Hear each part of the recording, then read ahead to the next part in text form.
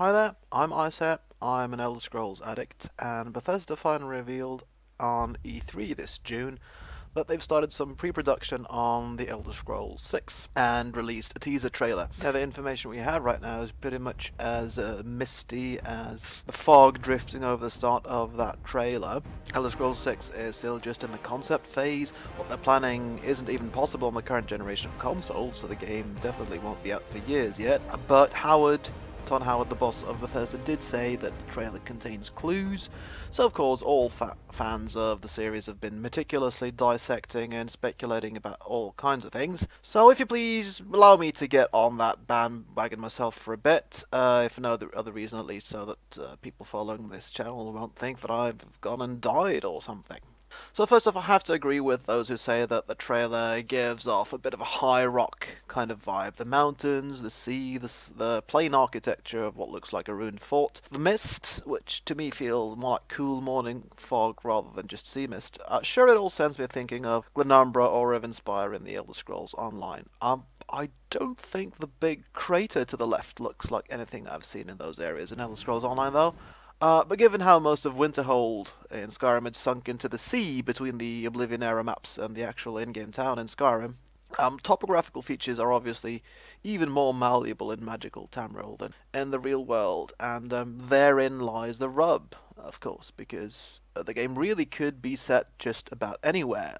At least if I were Bethesda, I could still set the game in a lot of other places in Tamriel using that trailer if I really wanted to. For example, the argument that it can't be Skyrim because there's no snow seems a little bit absurd to me, because if the next Elder Scrolls game decides to, for example, bring back seasonal changes like even Oblivion had, I mean, sure, Skyrim is famous for its snow, but so is my native Scandinavia, and looking out my window right now in June in 25 degrees Celsius and brilliant sunlight, the climate that the video seems to show doesn't really feel entirely unfamiliar. Don't get me wrong, I'm not saying that it's likely they'll do another game set in the same province as the previous installment. Of course not, but I'm just saying the trailer they launched really kept a lot of options open. It's even possible, like some people have speculated, that the next game might be set in the completely unknown province of Akavir. Also, it's no law of nature that the game must be set in just one province, just because Morrowind and Skyrim happen to do that. I mean, Daggerfall encompassed parts of Hammerfell as well as High Rock. Or they could even go for a more Elder Scrolls Online like interface and do parts of multiple provinces. So we don't know. I do think that High Rock would be a good choice for the next Elder Scrolls game. I did play Daggerfall a little bit back in the 90s, but not very much. It didn't grip me like Morrowind did later on. I've gone back a couple of times, tried to pick the game Daggerfall, up again, and what grates even more than the old graphics and interface of that game is the fact that all the content of that map is just randomly generated. So I think a modern handcrafted Elder Scrolls game would do more justice to the lore-rich province of High Rock. And although the online version is okay, it's a little bland and generic maybe, but if they do just focus on High Rock and maybe Hammerfell, I think Bethesda will have a field day making High Rock and Hammerfell both varied and more interesting, rather than in online where they had to do almost all of Tamriel and each separate part maybe got a little bit samey. Oh, and I guess I should also say, that other Elder Scrolls 6 video that I did years and years ago, please don't take that too seriously. That was a bit of a joke, really. It did touch on a relatively serious topic, if anything, concerning computer games can really be serious, and that's the impact of player actions on the world. Because, in Skyrim you could defeat the dragons in the main quest, but they'd keep attacking cities in the game. You could win the civil war for the Empire or the Stormcloaks, but that doesn't necessarily affect how the Empire, for example, reacts to you in other quest lines. And all that kind of leaves you wondering for the next game how really everything sort of panned out in the end, which opens up for some rather silly consequences if you think about how Bethesda have a way of, like when Skyrim launched, they would kind of tell us that everything was just gone completely downhill in Morrowind and Cyrodiil, presumably to give us the idea that no, you don't want to go back and play Morrowind and Oblivion all over again, because those areas are all crap now. And that kind of feels like a bit of a slap in the face if you spent hundreds of hours trying to, save those lands as the best of your ability when playing Morrowind and Oblivion. Honestly, though, I'm pretty confident that the message "we want player actions to count" has gotten through to Bethesda, simply because it's something that ZeniMax took very seriously, even back when Elder Scrolls Online was first launched. I mean, the quests there are full of moral choices, which lead to different outcomes for various NPCs, and that's one of the strengths of Online, and one of the things that Online has had going for it from the very start. So I'd be very surprised if Bethesda go all back to the Skyrim problems in the next game when it comes to this particular area of quest design, and I'm kind of hoping they could maybe take consequences of player actions to the next level, as it were, in the next game, when they have a new generation of consoles to work with as well. I mean, we still don't know why it is that they really need to wait for the next generation.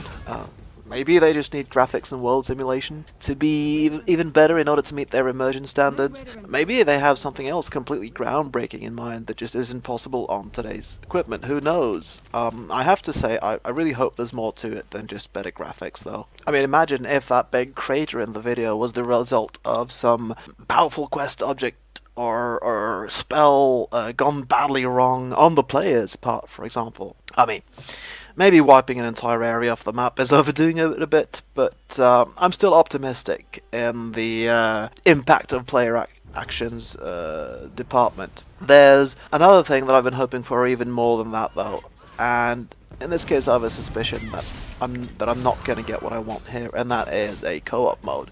See, one of the reasons The Elder Scrolls Online didn't meet a lot of players' initial expectations was, in my opinion, that even though a lot of people claim to want an MMO, they didn't really think that through. It's actually really hard to make an MMO, a massively multiplayer online game that's as immersive as a single player game. And I mean, immersion really is the biggest strength of the Elder Scrolls games, I think. Immersion and freedom. And why is that? Well, it's simply because in an MMO, you've just got so many other people running around doing whatever immersion-breaking shenanigans they feel like. Unless, of course, you're going to just hide them all in whatever they're doing anyway, but that kind of defeats the purpose of having an MMO in the first place. So I think what a lot of people really wanted when they said they wanted multiplayer Elder Scrolls wasn't an MMO, it was simply a co-op mode. I mean, you want to play that really immersive games, but with your friends, not with a bunch of random crazy strangers. Unfortunately, I have a suspicion that Bethesda still thinks Elder Scrolls Online fills that multiplayer Elder Scrolls need, even though, in my opinion, it really doesn't. And I'm honestly not even really sure why I don't really expect to get that co-op mode. I mean, after all, Fallout 76, which they are going to release, is supposed to be all online and built for the 1 to 4 player range. You know, you can go solo, 2, 3, 4 players, which is exactly what I think the Elder Scrolls series needs.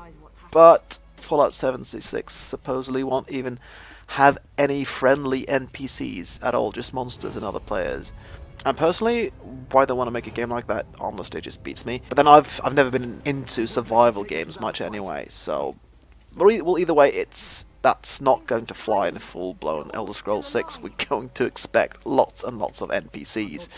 And so they'd have to find some other solution to problems that do arise when different players want to deal with a quest in different ways. Of course, the MMO approach to this is to let different players resolve the quest differently in the different instances of the game, but that's exactly one of the things that totally kill immersion. So we could always hope that Bethesda puts time and effort into a way for players to actually roleplay such differences. Not that it's really very hard, it's just giving people the option to talk about what they're going to do. And, you know, if you don't like what your friends are going to do somewhere, I mean, find some other friends to play with, or just go over and do it solo instead. But I have a feeling that Elder Scrolls 6 is going to go for player impact on the world rather than co-op options, or at least I think they're probably going to have to choose, or I think they're going to choose either one or the other, which kind of sucks. But, you know, they might prove me wrong. I'm just an old Elder Scrolls addict after all, and let's face it, I'm gonna try that game when it comes out anyway, so maybe we'll see each other around for the Elder Scrolls 6. Until then, go in peace and live and let live.